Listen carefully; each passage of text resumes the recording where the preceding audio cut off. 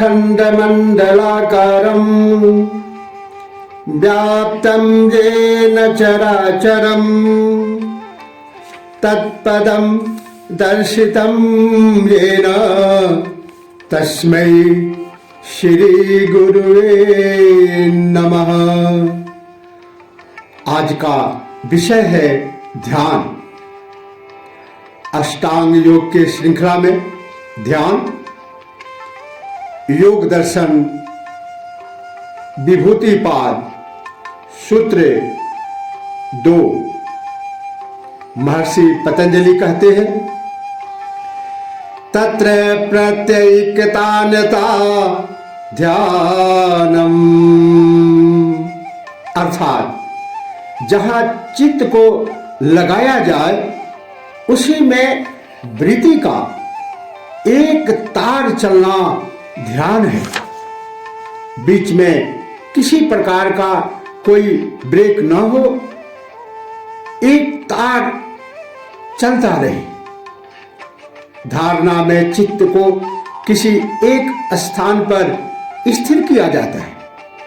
जब वह उसमें स्थिर रहकर निरंतर उसी में एक तार चलता रहता है तो उसी को ध्यान कहते हैं। धारणा का अर्थ है कंसंट्रेशन और ध्यान का अर्थ है मेडिटेशन। धारणा और ध्यान में यही अंतर है। ध्यान में विचारों का प्रवाह बंद हो जाता है तथा वृत्ति का प्रवाह केवल ध्येय मात्र की तरह ही हो जाता है। जहां ध्यान करना है, जिस लक्ष्य पर ध्यान करना है, उसी पर ध्यान एक तार चलता रहता है, अन्य कोई वृत्ति नहीं उठती। धारणा से जहां मन की शुद्धि होती है, वहां ध्यान से अस्मिता, अहमता, ईगोइज्म, मैंपन का सुधार होता है। ध्यान के स्थिर होने पर साधक का अहंकार गिर जाता है तथा केवल हूं ही शेष रह जाता है, जिसका लय समाधि में होता है। ध्यान सरल एवं महानतम यौगिक अभ्यास है। आश्चर्य की बात तो यह है कि हम अपने दैनिक जीवन में हर क्षेत्र में ध्यान करते हैं। बिना ध्यान के हम कुछ कर ही नहीं सकते। उठना, बैठना, खाना, पीना, दफ्तर, दुकान में काम करना, पढ़ना, पढ़ाना, भोजन पकाना आदि समग्र क्रियाओं के लिए ध्यान चाहिए। इन कार्यों में प्रयोग होने वाला ध्यान किस स्तर का है, महत्वपूर्ण बात यह है। ध्यान में हमारा इष्ट क्या है? इष्ट वह है जिसकी ओर हमारा आकर्षण अधिक हो। हमारा ध्यान किस उद्देश्य है? ध्यान क्या है, यह समझने से पूर्व हमें उन उपकरणों, औजारों, सोर्सेज के बारे में जानकारी होनी चाहिए जो इस क्रिया में उपयोगी एवं सहायक है। स्थूल शरीर, जिसकी आवश्यक जानकारी पहले दे दी गई है। इस स्थूल शरीर में 5 ज्ञानेंद्रियां, आंख, नाक, कान, त्वचा तथा जीभ जो चखती है, कर्मेंद्रियां, 5 कर्मेंद्रियां, हाथ, पांव, मूत्रेंद्रिय, गुदा तथा जिह्वा जो बोलती है। इंद्रियों से अर्थ इनकी दिव्य शक्तियों से है, इनके स्थूल आकार से नहीं। जैसे आंख का आकार इंद्रिय नहीं, आंख के देखने की शक्ति ही इंद्रिय है।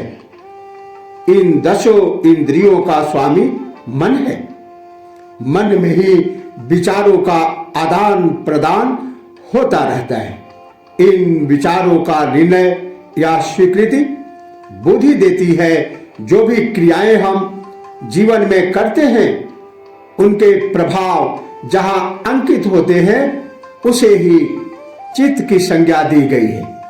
हमारा यह स्थूल शरीर क्रियाशील होने से हिलता डुलता है। हमारी समग्र ज्ञानेंद्रियां स्वभावतः बाहर की ओर ही विचरण करती है। हमारा मन भी बाहर भागने का आदी है। चित्त में संस्कार बनने की क्रिया सदैव चलती ही रहती है, न केवल इस जन्म के अपितु पूर्व जन्मों के संस्कार भी इसमें विद्यमान है। ध्यान क्या है? शरीर को स्थिर करने के पश्चात इंद्रियों का बाहरी वस्तुओं से संपर्क तोड़ना ध्यान है। मन का संग नाशवान वस्तुओं, परिस्थितियों एवं विषयों से हटा देना और मन को अपने मूल स्वभाव में स्थिर करने की आदत डालना ध्यान है। बुद्धि को निश्चल अर्थात तटस्थ करना ध्यान है। अपने अंदर झांकना ध्यान है। अंतःकरण की यात्रा ध्यान है। चित्त में जो संस्कार जमा होते रहते हैं उनको एक एक करके हटाना ध्यान है। इस प्रकार स्थूल शरीर, सूक्ष्म शरीर तथा कारण शरीर को शुद्ध करना ही ध्यान के लिए स्वयं को तैयार करना है। हमारी समग्र वृत्तियां एक ही स्थान पर केंद्रित हो, यह केवल ध्यान से ही संभव है। पतंजलि योग सूत्र के अनुसार ध्यान निर्विषयम मनः अर्थात मन का निर्विषय किसी बाहरी वस्तु से आकर्षित नहीं होना ही ध्यान है। इस संसार में 2 प्रकार की वस्तुएं हैं, एक नाशवान, दूसरी अनाशवान अविनाशी। वस्तु को देखकर हमारी इंद्रिय उसके आकर्षण में आ जाती है। मन भी उसी का चिंतन करता है, बुद्धि भी उसी की अनुमति दे देती है। यह प्रक्रिया उस वस्तु को हमारे चित्त में अंकित कर देती है। प्रतिपल का यह घटनाक्रम हमारे अंदर उस जगत का निर्माण करता है जिससे हमारा संबंध होता है। फिर इन वस्तुओं को पाने की इच्छा पैदा होती है। ये मन को प्रेरित करती है तथा मन इन सभी इंद्रियों को इन्हें पाने के लिए क्रियाशील बनता है, क्रियाशील बनाने का काम करता है। यह तो हम सबका अनुभव है कि नाशवान वस्तुओं की प्राप्ति में हम अपने जीवन का सारा समय लगा देते हैं, परंतु हमारे हाथ इसलिए कुछ नहीं लगता क्योंकि प्राप्त हुई वस्तु, प्राप्त हुई चीजें हमारे पास सदैव रहने वाली नहीं है, नश्वर है। इन वस्तुओं की प्राप्ति एवं उनकी संभाल में हम अपनी सारी प्राण शक्ति खर्च कर देते हैं। यह मूर्खता नहीं तो और क्या है। केवल ध्यान करने वालों को इसकी सार्थकता का आभास होता है कि इन वस्तुओं के चले जाने पर पीड़ा का अनुभव होता है तथा दूसरों के द्वारा उनकी उपलब्धि हमारे अंदर द्वेष पैदा करती है। इसी तरह सांसारिक द्वंद्वों में हमारा कीमती जीवन नष्ट हो जाता है। ऐसी सभी वृत्तियों पर धीरे धीरे नियंत्रण प्राप्त करना ही ध्यान है। मन की उछल कूद को बंद कर देना ध्यान की प्रथम अवस्था है। गीता के अनुसार यथा दीपो निवातस्थो नंगते सोपमा स्मृता योगिनो यतचेतस्य युञ्जतो योगमात्मनः। गीता अध्याय 6 श्लोक 19। इसमें कहा गया है कि जिस प्रकार वायु रहित स्थान में स्थित दीपक निष्कंप होता है, वैसे ही उपमा परमात्मा के अविनाशी वस्तु ध्यान में लगे हुए योगी के जीते हुए चित्त की होती है। मन को काबू में करने के दो महत्वपूर्ण उपाय गीताचार्य वेद व्यास ने दिए हैं। पहला अभ्यास और दूसरा वैराग्य। गीता अध्याय 6 श्लोक 35 भगवान श्री कृष्ण कहते हैं, असंशयं महाबाहो मनो दुर्निग्रहं चलम् अभ्यासेन तु कौन्तेय वैराग्ये न च गृह्यते। अर्थात, हे महाबाहो, निसंदेह मन चंचल और कठिनता से वश में होने वाला है, परंतु हे कुंती नंदन, हे कुंती पुत्र, अभ्यास अर्थात स्थिति के लिए बार बार यत्न करने से और वैराग्य से मन वश में हो जाता है। ध्यान के किसी भी सुविधाजनक स्थान में बैठकर रीढ़ व गर्दन सीधी कर ले, परंतु अकड़ी हुई न हो, चेहरे पर प्रसन्नता हो, आंखें कोमलता से बंद, दोनों हाथ घुटनों पर ज्ञान मुद्रा में अथवा ब्रह्मांजलि बाई हथेली पर दाई हथेली गोद में रखना, इसे ब्रह्मांजलि का मुद्रा कहते हैं। ऐसी स्थिति में रखें।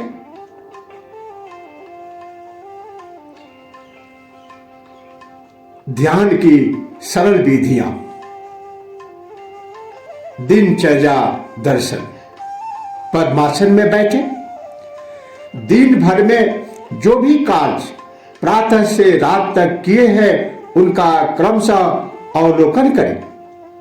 देखना यह है कि कार्य ठीक हुआ है अथवा गलत हुआ तो संकल्प करें कि कल वह भूल नहीं करूंगा। यह भी ध्यान करें कि मन दिन में कितनी बार अस्थिर हुआ, विचलित हुआ। उदाहरण के लिए 4 बार क्रोध आया, संकल्प करें कि कल क्रोध नहीं करूंगा। 2 बार लोभ आया, संकल्प करें कि कल लोभ नहीं करूंगा। और याद रखें कि हमने संकल्प किया है। काम भावना कई बार जागी, दृढ़ विचार करें कि कल मुझे कोई आकर्षित नहीं कर पाएगा।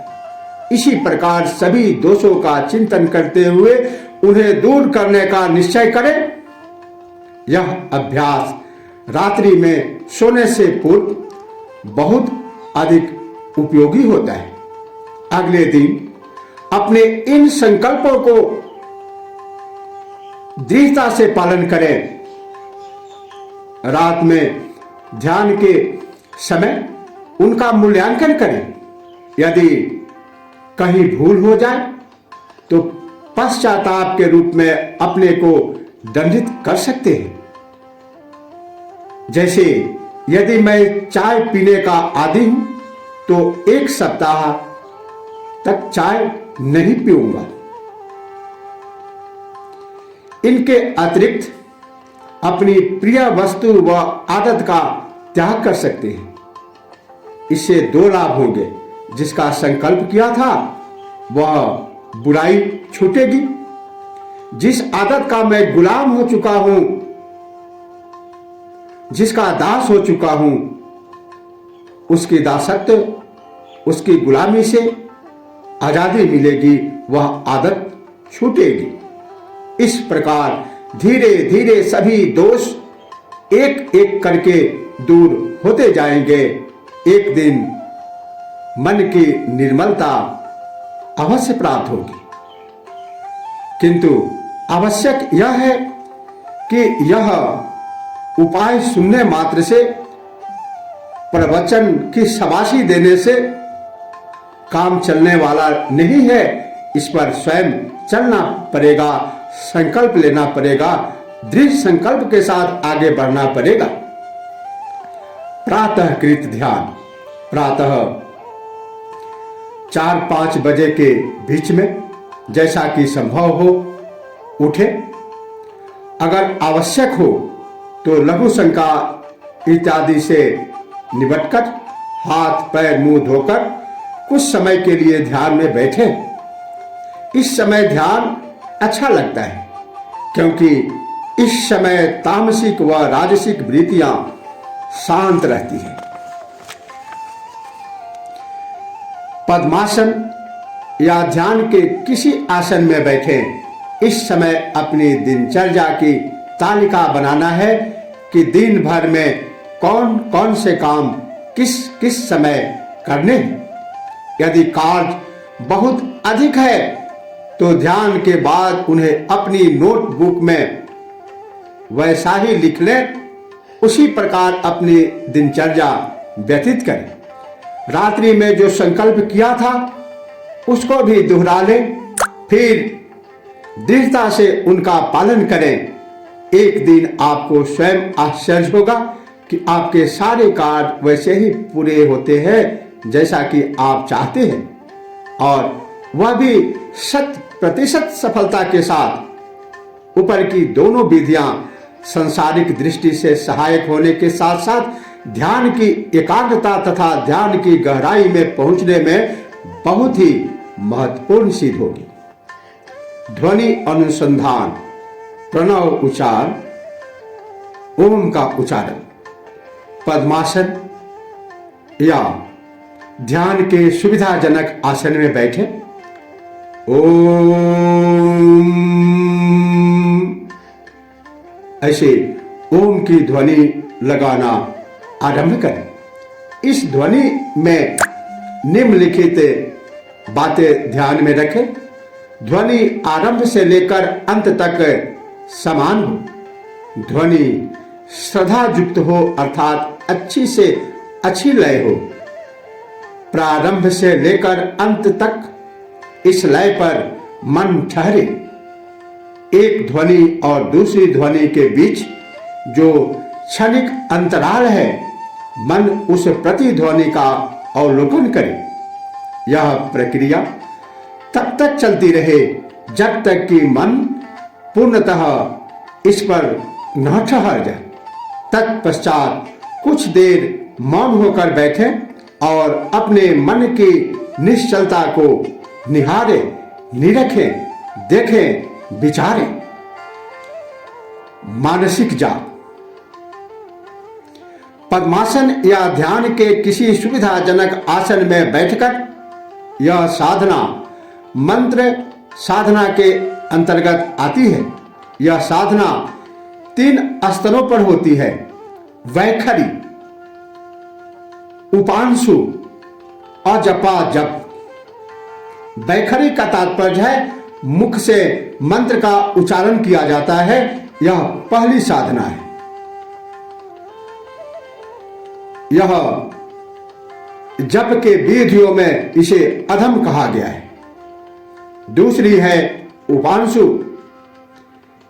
इस मंत्र जाप में होठ तो अवश्य हिलते हैं परंतु आवाज नहीं आती।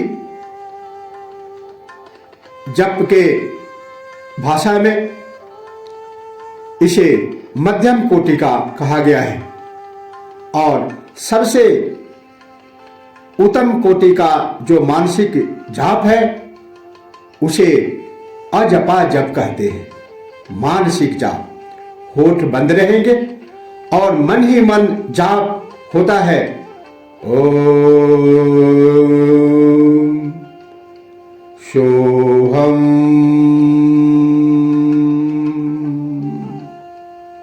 ओम नमः शिवाय, हरि ओम तत्सत्। ओम भूर्भुवः स्वः तत्सवितुर्वरेण्यं भर्गो देवस्य धीमहि धियो यो नः प्रचोदयात्। इस प्रकार कोई भी मंत्र ले सकते हैं, सारे मंत्र उच्चारण करने की आवश्यकता नहीं है। गायत्री मंत्र या अन्य किसी इष्ट मंत्र का प्रयोग किया जा सकता है। श्वास के साथ यदि ओम का उच्चारण, यदि ओम का अजपा जप करना हो तो श्वास भरते हुए ओम का जप करें और श्वास छोड़ते हुए म का जप करें। अर्थात इसकी वैज्ञानिकता यह है कि ओ अ उ अ जो हरस स्वर्ग है वह हरस से हरस दीर्घ हो जाता है, अर्थात वो उससे क्रिएटर पावर आपके अंदर आ रहा है। रचनात्मक शक्ति का अंदर विकास प्राण वायु के माध्यम से हो रहा है। और म काद्यो मौसानम स्पर्शः, ये व्यंजन वर्ण का अंतिम वर्ण है म, अर्थात यह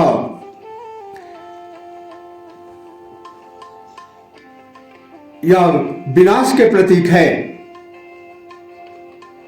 अर्थात आपके अंदर जो विकार भरा है, शरीर के अंदर जो कुछ बुराइयां हैं, वो सब सांस छोड़ते हुए बाहर निकालते हुए शरीर के अंदर की सारी बुराइयां, सारे कार्बन डाइऑक्साइड बाहर निकल रहे। सोहम का जाप श्वास के साथ करना हो तो श्वास भरते हुए सो, श्वास छोड़ते हुए हम, अर्थात वह जो परमात्मा है उसको हम श्वास में ग्रहण कर रहे हैं। और जो हमारे अंदर जो अहंकार भरा हुआ है, मद भरा हुआ है, घमंड भरा हुआ है, वह अहमता ममता हमारे अंदर से अहमता, अहम की जो भावना है वह बाहर निकल रही। इसी प्रकार ओम नमः शिवाय का श्वास के साथ जाप होता है तो श्वास भरते हुए ओम, श्वास छोड़ते हुए नमः शिवाय। मानसिक मंत्र जाप श्वास प्रश्वास की क्रिया के साथ ध्यान के समस्त समय निरंतर चलना चाहिए। मन को काबू करने की यह एक बहुत सरल तथा प्रभावशाली क्रिया है। कारण मन से सारी लघु लहरियां, अर्थात छोटे छोटे जो विचार निकलते रहते हैं, वह समाप्त होकर एक ही मंत्र शक्ति में अभिमंत्रित हो जाती। इसका दूसरा एक और लाभ है कि मंत्र शक्ति के जाप से अंतःकरण की स्वतः शुद्धता हो जाती है। चलते चलते, उठते बैठते तथा अन्य सभी क्रियाओं में अजपा जप की विधि अपनाने से ध्यान में बहुत जल्दी सफलता मिलती है। मानसिक जाप के द्वारा ध्यान के बाद अभी विचार ध्यान, विचार दर्शन। इसके लिए पद्मासन या ध्यान के किसी सुविधाजनक आसन में बैठें। आंखें बंद करते ही विचारों की श्रृंखला दिखाई देगी। एक के बाद एक इनको देखते जाएं, इन्हें पकड़े नहीं, इनसे उलझे नहीं इनका विस्तार करें। किसी भी विचार के बारे में सोचे नहीं, ये आएंगे और जाएंगे। इनको शक्ति सह देकर ठहराना नहीं है। धीरे धीरे यह समझ में आ जाएगा कि इनसे अपनी शक्ति कैसे हटा लें। यही अवस्था मन में स्थिर होने की होगी। विचार उत्पत्ति। विचार उत्पत्ति ध्यान के लिए पद्मासन या ध्यान के किसी सुविधाजनक आसन में बैठकर कोई भी एक विचार लाएं। कुछ क्षण उस पर ध्यान करें, फिर उसे हटा दें। इसी प्रकार दूसरा, तीसरा, चौथा विचार लाएं। कुछ देर ध्यान करने के उपरांत उसे भी हटा दें। कुछ समय की साधना के बाद लगेगा कि विचारों पर, मन पर काबू पाने का यह बहुत ही सरल व अच्छा साधन है। विचार विलीनता। पद्मासन या ध्यान के किसी सुविधाजनक आसन में बैठे, मन में जो विचार आए उसे भुला दें, उसे हटा दें, उसे रोके नहीं। बार बार इसी क्रिया को कुछ समय तक करते रहने से मन में एक विचार रह जाएगा, मैं हूं सोहम। विचार जाने और आने के अंतराल को देखें। अगला है भाव ध्यान, भावना का ध्यान। पद्मासन या ध्यान के किसी सुविधाजनक आसन में बैठकर अपने इष्ट के किसी भी गुण को या किसी भी महान भाव को ध्यान का विषय बनाए, जैसे करुणा, मुदिता, प्रसन्नता, क्षमा, धैर्य, शांति, निर्भीकता, वीरता, उदारता आदि। केवल उसी एक भाव के बारे में चिंतन करें। कुछ समय तक इनका अभ्यास करते करते ये गुण आपके अंदर विकसित होने लगेंगे। कमजोरी के विपरीत गुण का ध्यान करने से वह कमजोरी चली जाएगी। जैसे बहुत क्रोध आने पर क्षमा नामक गुण पर ध्यान करना उत्तम रहता है। श्वास प्रश्वास पर ध्यान। इसकी विधि यह है कि पद्मासन या ध्यान की किसी सुविधाजनक आसन में बैठ जाएं। स्वाभाविक श्वास को थोड़ा गहरा बनाएं। श्वास आनंद पूर्वक लें। श्वास बाहर निकालने में भी कोई हड़बड़ाहट न हो। श्वास अंदर जाने और बाहर आने का एहसास हो। एक पल के लिए भी श्वास से ध्यान हटे नहीं। श्वास को साक्षी भाव से देखते जाएं। कुछ समय की साधना के बाद श्वास छोटा व सूक्ष्म हो जाएगा। फिर भी चेतना के स्तर पर श्वास की अनुभूति रहेगी। श्वास भरते समय यह अनुभव करें कि किस नासा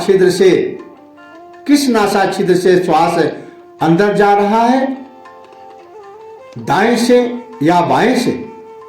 हमारा दायां स्वर चल रहा है या बायां, या दोनों नासिका छिद्र समान चल रहे हैं।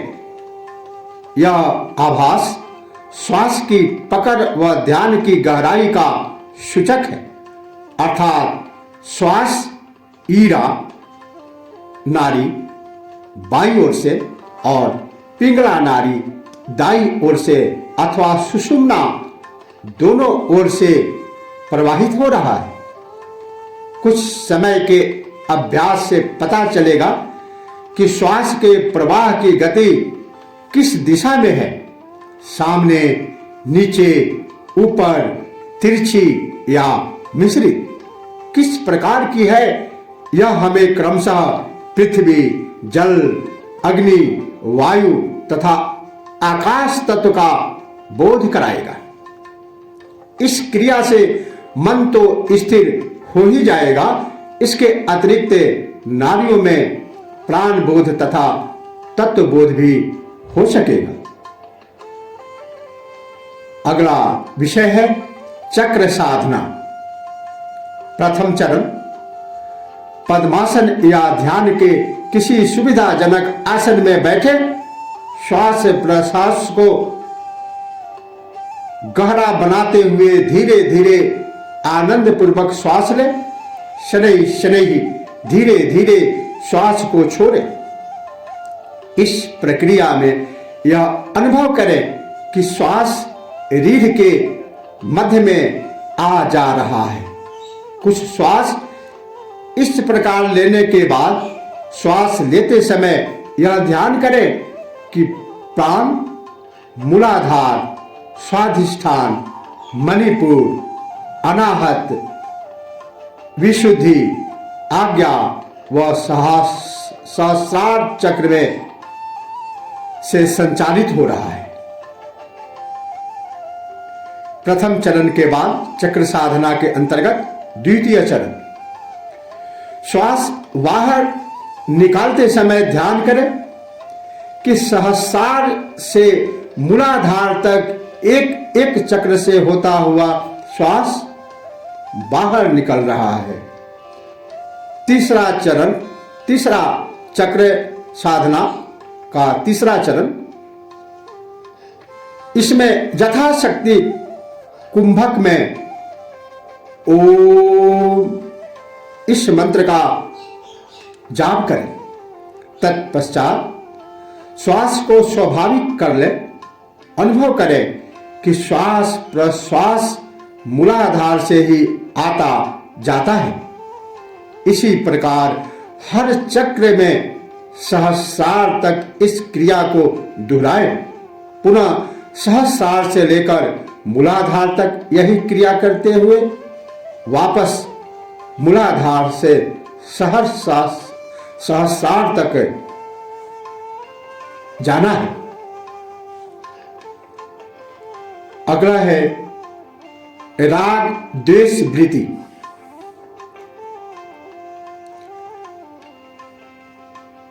लगाव रहित जीवन जीने का अभ्यास करना, सभी में उसी परम तत्व को अनुभव करना, तनावपूर्ण स्थिति, अपने व्यस्त जीवन में निश्चित समय के लिए ध्यान करना, श्वासन, योग निद्रा, प्राणायाम का उपयोग करना, शुभ विचारधारा अपनाना, अपने व्यस्त जीवन में से कुछ समय निकालकर ऐसा कार्य करना जिससे किसी का भला हो और उसके बदले कुछ चाहना नहीं।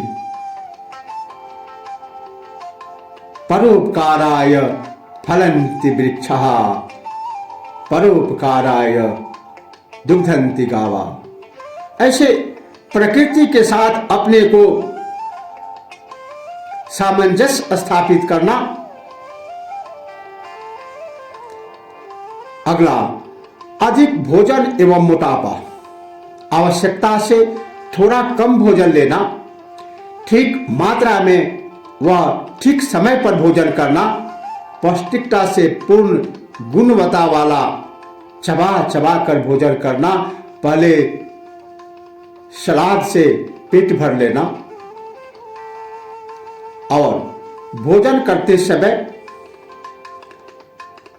आधा भोजन करने के बाद थोड़ा सा पानी पीना, भोजन के बाद तुरंत पानी नहीं पीना, क्योंकि अग्नि और जल का आपस में बैर है। आयुर्वेद शास्त्र का कहना है कि भोजनांते विषंबारी, भोजन के अंत में जो हम जल पीते हैं वह विष का काम करता है, वह हमारे कफ को बढ़ाता है और वह कफ पचकाग्नि को शांत कर देता है, जठराग्नि को शांत कर देता है। इस प्रकार हमारी शारीरिक अस्वस्थता आ जाती है। उससे बचने के लिए भोजन करने का जो नियम बताया गया है उसके अनुसार करना। मानसिक दुष्वृत्तियां, क्रोध आदि की अधिकता, दोष देखने की वृत्ति को हटाकर क्षमा वृत्ति का विकास करना, मौन का अभ्यास करना, शरीर का हिलाना डुलाना एवं शरीर की कहीं कहीं संवेदनात्मक अनुभूति स्थिर आसन में बैठने का अभ्यास करने से यह संभव हो जाएगा।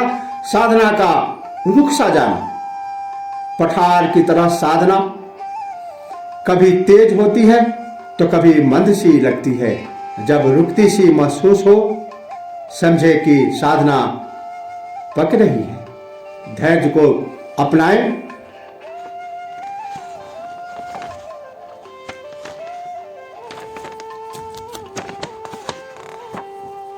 धैर्य को अपनाएं और